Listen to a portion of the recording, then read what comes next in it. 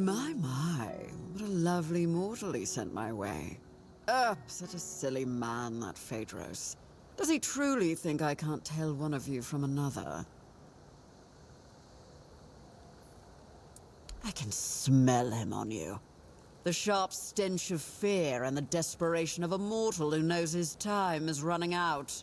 And that cloying trace of hope, as if he truly believes some poor soul could rescue him from the mess he's made. All his putrid human weaknesses cling to you like you're his last lifeline. It's truly pathetic. But of course, you could even say we're quite close. After all, I granted him his greatest wish. And in return, he promised me a small piece of his sad, mortal life. Only now it seems he's trying to weasel out of the deal. It's a bit insulting, don't you think? Mortals. I should have known better than to trust him. He swore to leave Avalon for 3 years, 3 months, and 3 days to serve me in my domain. Exactly! I can't understand why he's making such a fuss. Time here flies by so quickly. Unlike in the court, where a year can feel like a century. Oh, maybe he's not as foolish as I thought. Knowledge, of course. A lofty dream of saving Avalon by filling it with monstrous beings. On the one hand, it sounds delightful. On the other, it's a bit of a waste. You see, in my realm, mortals can live as long as we wish them to. A few adjustments here and there, and they can serve us indefinitely. Yet you mortals always believe that death is your escape. Even though we tell you time and again that a deal once made cannot be unmade. Phaedros thought it could work on Avalon too. He was only half right, which is why his results turned out rather beastly.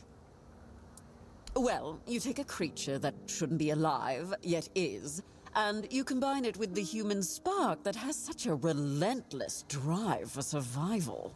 The results are quite curious. Part beast, part human. Overall nothing that should ever grace this realm. Or any other, really.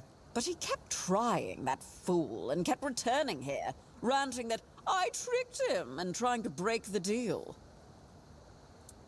I gave him the knowledge he craved. Nothing more, nothing less. How he used it? That's not my responsibility, is it? They were misery given form, driven by instinct and rudimentary intelligence. So, who knows? Maybe they were just regular mortals after all. Oh, my poor sweet thing. That's just how mortals are. They use, they lie, and they'll do anything to save their own skin. Now, don't fret. I don't blame you for falling for Phaedros' little ruse. In fact, how about we make a deal? How about I give you a little something, and you take it straight to his hidey hole? Then he can bear the consequences for trying to fool us both. What do you say? Well, for starters, you get to leave here with all your limbs just as they are. But I can sweeten the deal. What do you mortals crave? Gold, isn't it? Well, actually, I don't have any of that. How about a lovely trinket? I'll even enchant it to protect that thin, fragile skin of yours. Ugh, honestly, I can almost see your blood pulsing through. Ugh, it's disgusting. Oh, wonderful. Here, take my eye. Bring it straight to Phaedros. And don't worry, I'll know when you're near. He'll be dealt with swiftly, and your reward will be waiting. Now, run along, little mortal.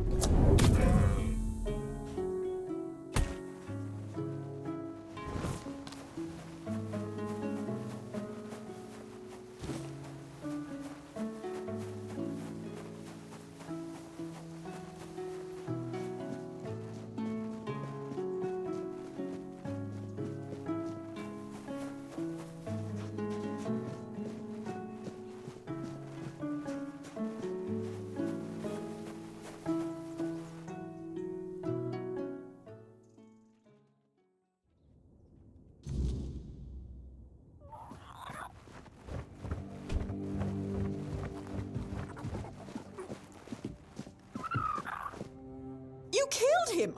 How could you? He was mine to punish, mine to torment. We had a deal. I'm sorry, but Phaedros misled you. He belonged to the guild, which means his life and his services weren't his to give away. What? That can't be true. I never saw any of his supposed masters with him. That's because he escaped our supervision and has been hiding from us ever since. Any deals he made in that time are void, and the punishment for disobedience is death. I see. You mortals are crueler than I thought. You. Did you know about this? Of course not. Just once I'd like to meet a mortal who's not completely useless. Reward? What reward? Phaedros is dead. The deal is off. I'm done dealing with mortals. With any luck, you'll all be dead in a century or so. So, you're the one Phaedros dragged into his madness. Apologies for the mess. I'm in the middle of cleaning up. I'm Alma, the alchemist. Pleased to meet you. I won't deny I'd have preferred to meet under much more favorable circumstances. I feel a bit like I've been caught at the scene of a crime, which, in a sense, I have. Although, in my defense, if we're speaking of crimes, this one is twofold. Phaedros' reckless experiments had to be stopped. The guild warned him repeatedly that he was crossing the line. Unfortunately, yes, the rules of our guild are clear. Crossing the established boundaries results in consequences, and those consequences grow more severe with greater transgressions. It's not like he wasn't warned. He knew exactly what he was doing and the risks involved. Believe me, taking measures like this brings me no joy. But we can't keep constant control over everyone. There are certain acts that simply cannot be forgiven. Phaedros was a threat, not just to himself and the guild, but to others as well. I'm sorry it had to come to this. First, I need to finish cleaning up here and prepare Phaedros for a proper burial. I'll also secure the rest of his research and materials to ensure they don't fall into the wrong hands. And then I'll have to write a report. Ugh, I hate paperwork. There are so many better ways to spend my time. And then we'll talk about your next assignment.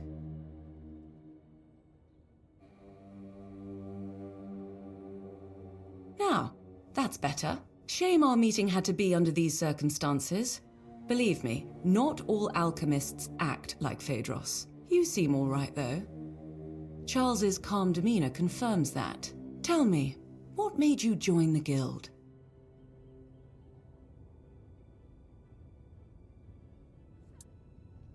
A big deal. Very lofty. But be careful, all right? Knowledge and its pursuit can come with a price. At some point, one might take just one step too far and uncover secrets that were never meant to be revealed. But I think you'll manage. So, what do you need? Lately, situations like this have been happening far too often. Some alchemists within our ranks are starting to rebel, or they're coming up with utterly ridiculous ideas. I really hope this doesn't become a recurring pattern. To answer your question, unfortunately, yes, it was necessary. The rules of our guild set clear boundaries. Crossing them results in a response from us, one that becomes more severe the greater the transgression. That's my role. Let's just say I'm a sort of guardian of alchemical ethics. But more seriously, I was assigned to this task. Apparently, I'm the best at playing nanny to misfits like us. Charles is my Croakmore, though he's far from a typical specimen of his kind. He won't bite your hand off, unless, of course, he senses ill intent. At the moment, he trusts you, which is rather uncommon. I wouldn't call the process taming. It was something different. Let's say it involved a more invasive intervention. I found Charles just after he was born, abandoned by his mother, so I took him in. It was the perfect chance to examine his brain. While working on his exposed skull, I had to disrupt the areas responsible for his sense of belonging and aggression. If this were a question, I would say it's a valid one. To be honest, I don't know the exact answer. I assume it all depends on perspective. If we accept that the brains of living beings are a kind of biological mechanism, then perhaps I managed to redirect the function of that mechanism so that it operates based on different needs and perceives its place in the world differently. Yes, that seems likely. All I understand is that it's a form of ancient magic, supposedly discovered by Merlin, who used it to repel the weirdness. A menhir with burning weird fire can repel the weirdness on a far larger scale than a simple bonfire fueled by ethereal cobweb. Unfortunately, that's everything I know. As an alchemist, these are mysteries far beyond my knowledge or expertise. The hierarchical structure of the regular Camelosian guilds isn't something we strictly adhere to in the Alchemist Guild. Each of us has freedom in our research, as long as we don't violate ethical guidelines. It's hard to say. While we share a guild, not all of us keep in regular contact. Many members aren't as open about their affiliation as I am. They have their own lives and obligations, some of which might be highly conflicting. I'm trying to conduct field research, but the last few weeks have been exceptionally frustrating. I lack the necessary specimens, and I'm not exactly equipped to gather them myself. I'm skilled with a lancet, not a sword. I heard you're trustworthy. But first, a warning. The task I have for you is unpleasant and messy. It involves extracting brain matter. But before you even get to that part, you'll need to risk your life to get close enough. I need brain centers from 3 creatures. A Nookalivi, a human infected with the Red Death, and a villager touched by the weirdness. I've heard stories about peasants on farmlands near Kunacht. They were unlucky that the Menhir stopped protecting the place where they lived. I'll reward you for each of the 3 brains, as long as they're intact. A bloody pulp is better suited as a snack for Charles. Each one ties into my field of study and interests. The Nookalivi is the result of the Red Priest's experiments, likely involving the weirdness. As for the afflicted humans, I suspect significant brain alterations occur during contact with the weirdness, as well as in the final stages of the Red Death. The Red Priests have written studies, but I'd like to see for myself. Until next time.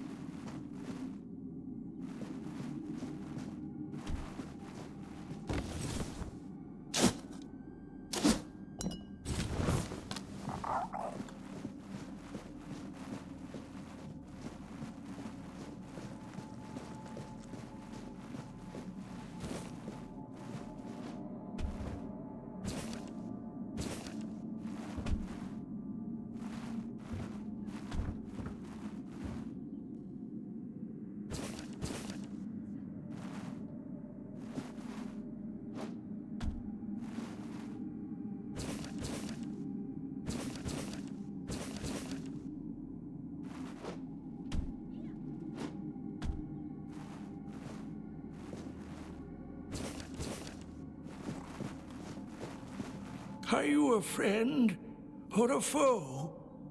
Have you come to take my place? In the sacred mission, taking over the feeding and guarding the abyss so it never spits out its insides. I've always known that one day my successor would appear. We always have. I will be the master, and you will be my apprentice. You will take over the sacred mission. Look down. Can you see anything? No? That's exactly as it should be. I guard the abyss. The abyss requires feeding. I hunt down lives I sacrifice to the abyss. This way, the abyss is calm and Avalon is secure. If not for this sacred mission, Avalon would face unspeakable suffering. It would be the end of our world. This is my sacred mission, and it can be yours if you so choose. Ah, a life is a life. Sacrificing one person is a small price to pay to prevent the catastrophic terror that would follow if the gates of the abyss were to open. The abyss is a gate that separates us from all that's evil, all that's at the very root of our suffering. It's chaos and darkness. The abyss must remain closed. We must ensure that the gates never open. The sacrifice is essential to keep the abyss contained. Then you will become more fodder for the feeding. We will fight, I will defeat you, and your body will become the feed for those seeking to enter this world. My mission is to ensure that the abyss never opens its gates. Oh, would you really risk the fall of Avalon, knowing its fate rests in your hands? It's not about fate. It's about necessity.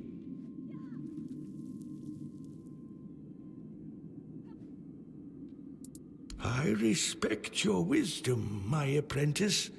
The question remains, will you take on the sacred mission as the apprentice, or as the feed?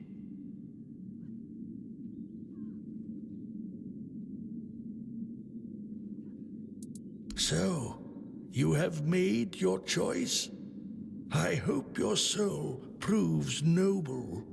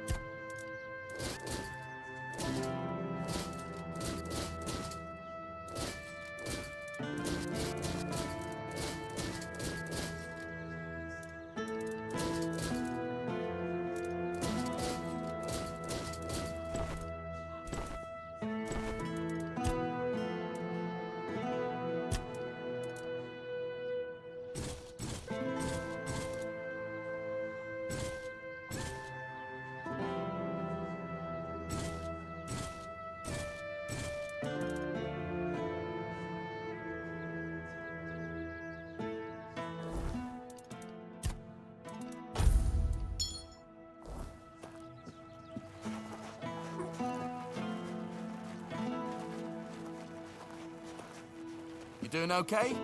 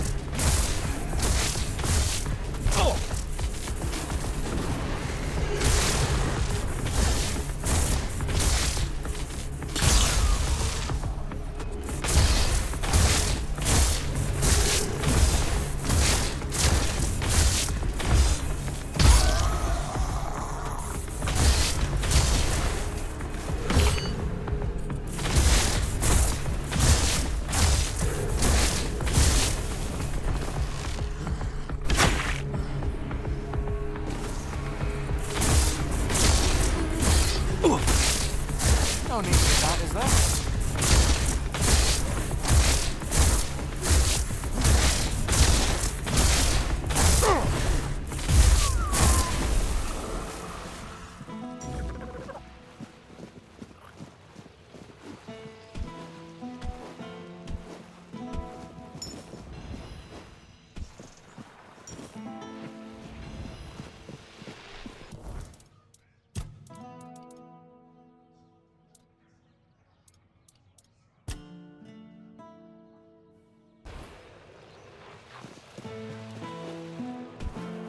No need for that, is there?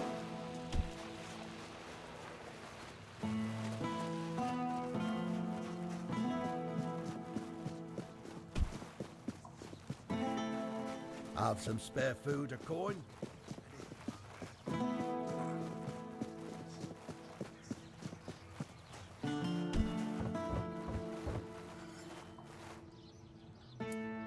Excellent. Here's your gold. Any news about our mutual friend? Staying? Are you out of your mind? Tom's never been good at keeping a low profile. It's only a matter of time before someone spots him, and then we're both dead. You've put me in an impossible position. If Denham catches wind of this... Damn it all! Fine! I'll deal with the mess if it all comes crashing down. But you'd better hope it doesn't. That damn slingshot. He's not wrong. Some things never change. Not for him, not for me. You did what I couldn't. Whatever happens now, that's on me. Thanks.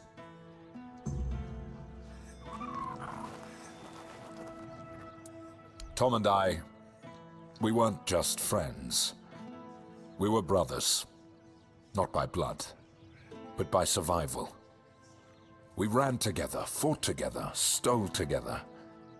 Until one day, I put on this uniform and he didn't. I told myself it was for the best, that I was doing the right thing. But Tom saw it differently. He saw it as a betrayal. And now, here we are, years later, with a bounty on his head and a sword at my back. So, tell me, do you think a man can ever really outrun his past?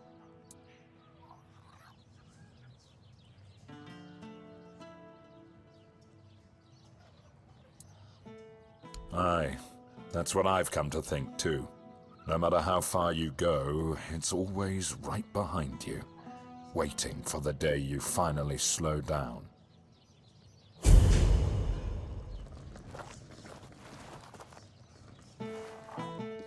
I'll await. I'll await.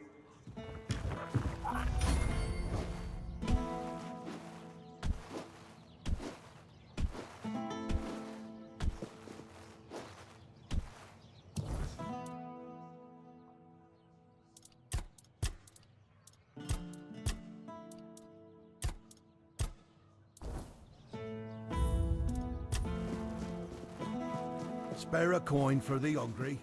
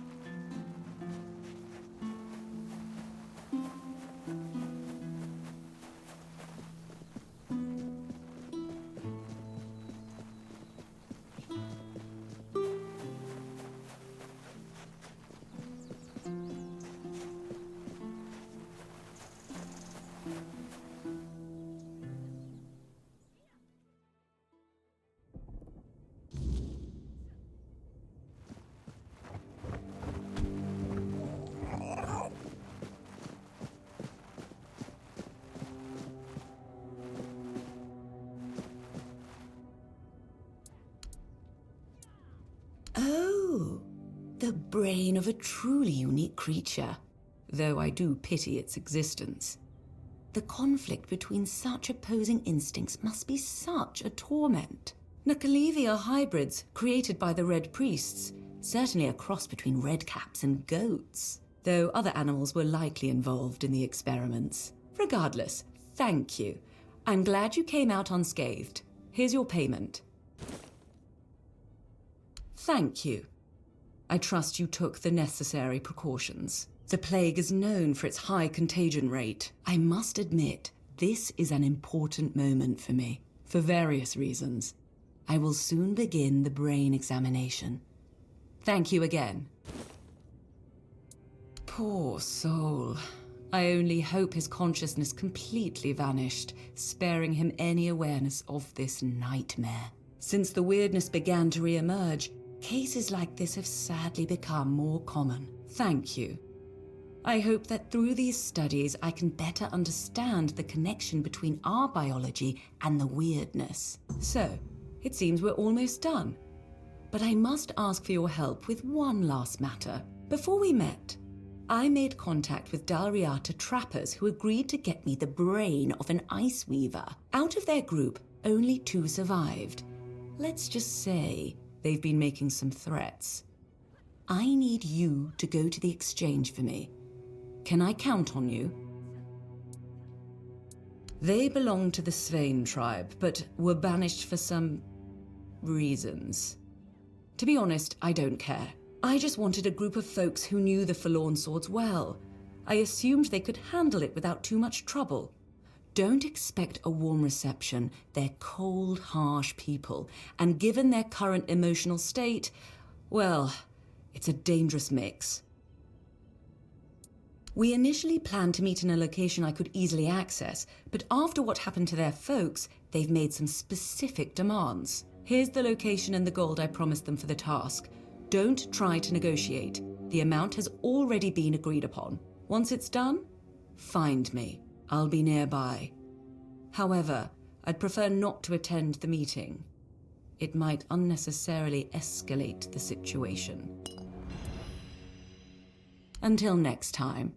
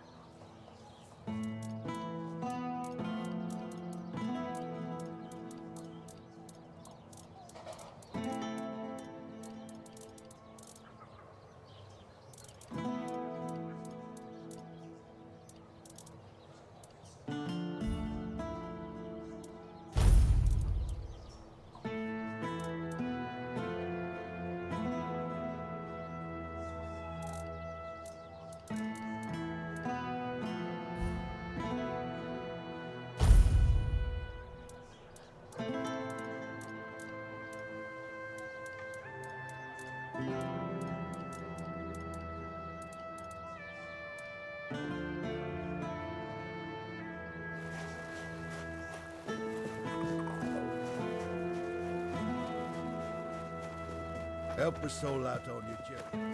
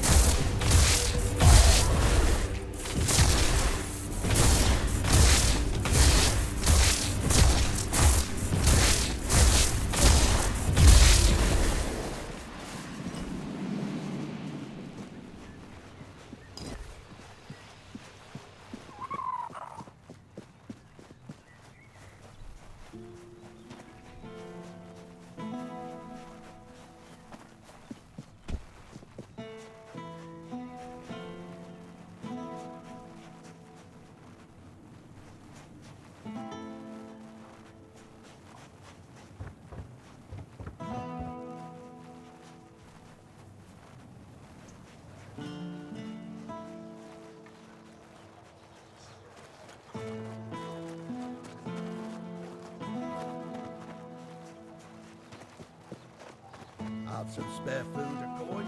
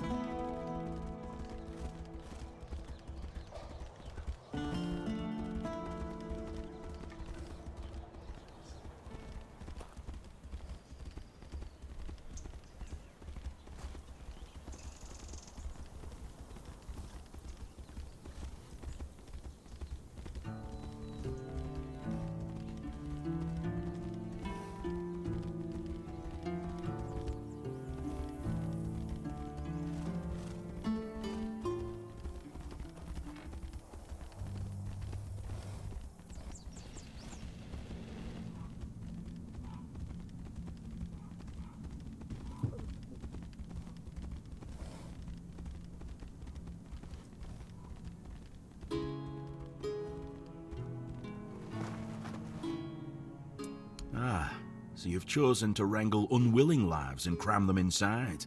I can almost feel them churning within. I'm curious to see what will come of it. Here, this is no peaceful heart. I hope your friend is strong enough to tame it. It was a pleasure. Give Bayor my regards. I hope his new heart brings him happiness.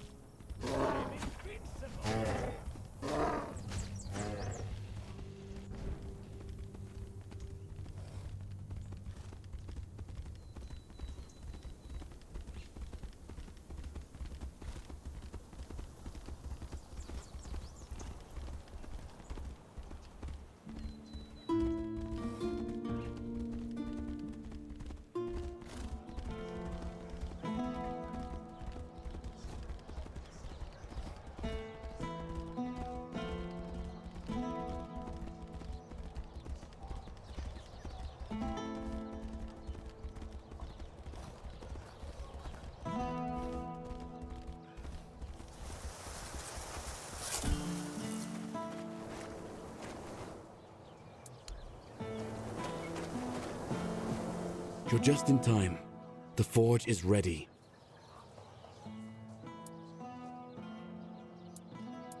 What? That's amazing. What materials did he use? What else was needed? Did he tell you how to make it? Oh my. I have so many questions. but those can wait. First things first. For this, I will need your help, my friend. Once more, as always. So, shall we begin?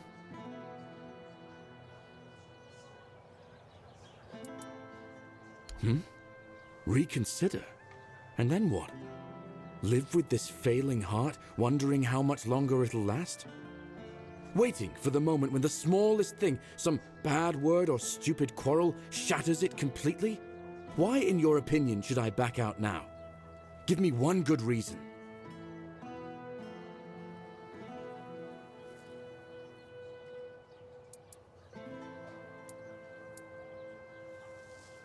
No. I've survived one foul magic. I'll survive another. No. I've survived one foul magic. I'll survive another. I won't let myself die because of a weakened heart. Let's begin.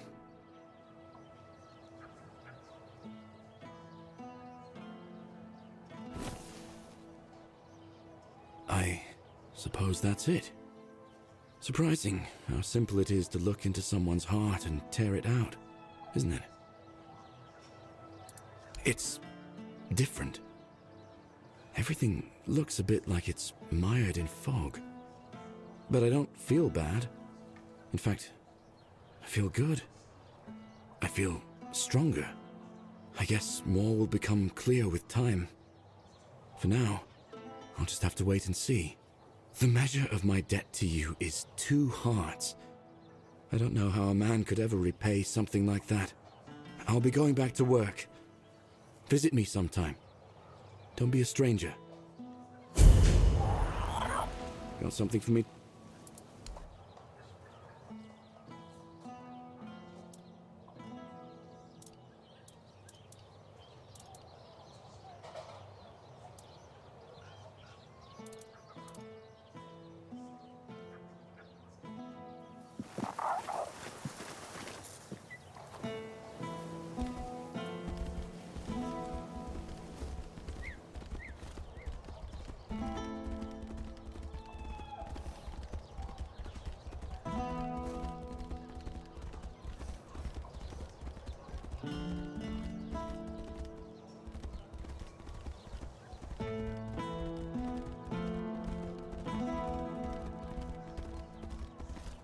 Have some spare food or coin?